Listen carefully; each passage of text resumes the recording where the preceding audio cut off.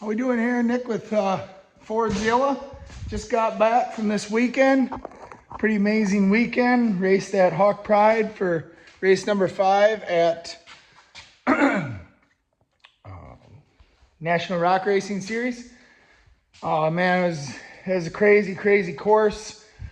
When we did our walkthrough and everything, all I could think is, oh my gosh, this is wild. Are we even going to be able to make it? Is the buggy going to be able to hold up? And then how risky it was. What set this course apart from normal is that normally each course has one main obstacle that makes it, you know, you don't want to go too extreme, so you roll, and you don't want to go too slow, so other people beat you. So you're trying not to take yourself out of the race, but yet you're trying to go fast. Well, this course had multiple obstacles. I would consider this an advanced course myself, but I'm not nobody to take the word on. Anyway, so on that course or whatever, we had 2 risky obstacles that were really seriously risky. On course 1, we had, I call it like the waterfall. They had a name for it. I think it was Maverick, the hill when you went up it, but it was like six ledges, and they were all spaced apart, and they didn't have a real good spot to hit. I was worried about that. Nobody else seemed to be, because I guess they made it easier. They took out a pile of big rocks in front of it, made it a lot easier than in the past. That was the first obstacle. The second obstacle, which was actually quite a bit tougher, was up on the top of the hill, and you couldn't see a lot of video or anything of it. It was 4 ledges, and they were all about 4 foot, and they were undercut real big.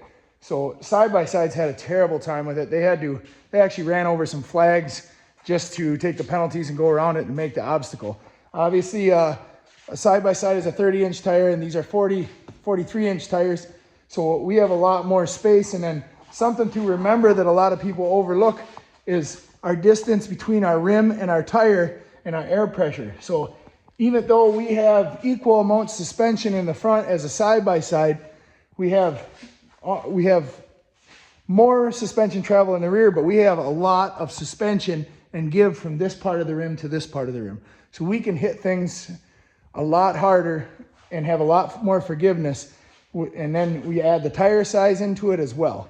So all those make a big difference. And anyway, a lot of people messed up on that top hill. I got lucky, got a good bounce, hit it hard, went through it the first time. That was course 1. Course 2 was I thought even more extreme. So course 2 had a vertical wall, and I want to say, or near vertical, but I want to say it was, I don't know, 12 feet of that. And probably on the higher end of, not much of a run into it. You really had to trust your machine to be able to hit it hard. And what the thing is when you hit these near vertical hills straight on, which is basically a wall, what you're doing is you're transferring the energy through your tires. So it's actually compressing the tire down. So let's look at it this way. It's compressing the tire in here, and you're also compressing your shocks and shafts up. And then what a lot of people forget is you're doing all that as you're going up the hill. So you're going up the hill like this, but under throttle, the back of your buggy is down, and the front, your suspension is lifted up. So it gives you more travel in the front to run into something hard. And then you got all that going through your head, and then you also have to hit it hard enough so when your front hits, you can't be going too slow where your front hits and goes up like this, and your back end doesn't hit soon enough. If your back end doesn't hit soon enough, that's where you get where the front end lifts straight up and it wants to tip over backwards. You have to hit it fast enough so when you hit, the front end goes up, and then the back end hits and carries you up. That's the best I know how to explain it, but it's something. So that wall was very intimidating.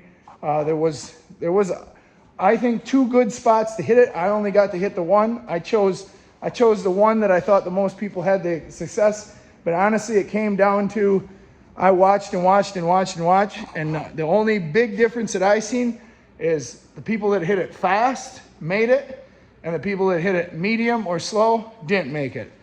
And the people that hit it multiple times and then did make it, they ended up with hitting it hard. So that is all that it came down to that I seen on that. Granted, I did hit my spot with my driver's tire that I was aiming for, which popped me up. The back tire, I noticed in the video, it did not hit the same spot that the front tire did. The back tire, you can see you can see this here in the video. You can actually see where big puff of dust, because that hit the rock right there. But anyway, it was awesome. I made it. Did real good. It did real good. Got me up in the points. I was blown away to find out that I tied for first place. I didn't even know that was possible, but very cool to find out. And it's just really cool. Doesn't mean nothing, but it's cool to know that I tied. When there's a tie, they revert to time, and Cooper was faster than I, so he got first. I got second. Daniel got third. Pretty neat there. What else? Oh, I've been getting some fan mail. This is a pretty big deal. Clayton Wood, he's Fordzilla. He's claiming to be Fordzilla's #1 fan, which is really cool. He's pretty awesome. We met him at Hot Springs, man, it's really neat. Stuff like this makes you push harder and want to do it on those nights that you would rather just go to bed or do something else with fun, So that's pretty amazing. What else? We had a ton of fun there. Special thanks to Cheryl Davis for the food when I needed it.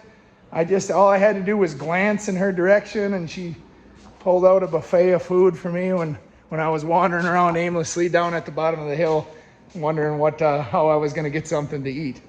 And then what else do we have going on? Oh, the course was just extreme. I believe there was only 7 buggies that made both courses, Course A and Course B, completed. And that's pretty crazy when you're talking 24 buggies. And I don't believe we had one single guy that was like a newbie or a rookie. I think everybody there has been to races before. So that's giving you an idea how extreme the course is. Also, the course was hell on side-by-sides. Man, those guys. Oh, it was an exciting race to watch, but there was a lot of carnage. So when these videos get edited, when High Octane and Mad Ram and Busted Knuckle, when they get these videos edited of this race, I am going to share them because, my God, if there's ever been an interesting and entertaining race so far, I believe this one will be hard to beat. So you can look for that in the future. That was pretty cool. When I got to the race, I got there and it was Friday. I unloaded, or I shouldn't say I unloaded. I found a parking spot, which was very lucky. The Hawk Pride was set up pretty well, but they had a lot of vendors and there was a lot of people parked there already. But I got set up. I was able to find a good parking spot back in, and I sleep right in my semi. I have a semi with a sleeper on, and that's what we travel. So all my stuff's kind of set up already, and I'm ready to go. But it makes it I'm very comfy in there, extremely comfy. This here is actually not my race trailer. This is our work trailer, but we haven't been using this. So hope to soon. But we have no big jobs lately. Usually our goal is to use this all winter long in Arizona or wherever we go, Texas or wherever. But that's got 6 bunks in it. Starlink, it's all set up. Shower, bathroom, full kitchen. And then of course this back space here, this is like a toy hall or a garage area. Yeah, I don't know. Pretty happy with the weekend. Got a second place and really looking forward to next. Big news with Fordzilla is we are taking this motor out. These heads, I believe, I'm not saying they're unrepairable. They're fantastic heads. They're just highly ported factory Dove C heads, which are, or Dove heads, which are good. But we will be removing them and probably not doing, probably as I hate to say it, but putting them in the dumpster. They're just, I'd hate to pass along that. The one side is just completely let go. There's holes everywhere. I put a lot of water in this thing. I brought 3 gallons with me. I was able to run the first race, and then after the first race, 3 gallons was not enough to fill the entire system once it was bled out to race the second race. So I was pretty nervous about that. I parked it on a hill, so this driver's side head was tilted down, because my biggest fear was that I'd race and everything would be great and it would open up, like the heads would start leaking, and then all of a sudden I'd go to jump in this to race my second race and the head and the motor would be hydro locked, or bend a rod, or bust a piston, or break valves or something like that. So I was intentionally parking so the driver's side was leaning downhill, so that wouldn't happen, so the water would run into the exhaust. But that I was pretty nervous about. And then another thing I was nervous about is we got these NRRA kill boxes. I don't know what the official term is, but they're the same thing that monster trucks use. And it's what they are, is they're a remote controlled kill switch. So they go on, we wire them in to the main power on and off. And our race directors there at the race, they're able to, just with the push of a button, kill the motor. That way, if one of these things go crazy, you know, out of control, or a driver gets knocked out or something, they can just hit the button, bam, shut it off. In a certain instance, they even help us. We had a driver this weekend and flipped over upside down, and he had no idea that engine oil was just spraying out, and they were able to just hit the button and shut that off and save him, you know, tens of thousands of dollars in motors repairs. So in that regards, they're amazing. Something scary that happened, or that I'm just not familiar with, is when they hit that button, it kills everyone. It's not just whatever driver's running or anything, but it trips every box in the range of the button.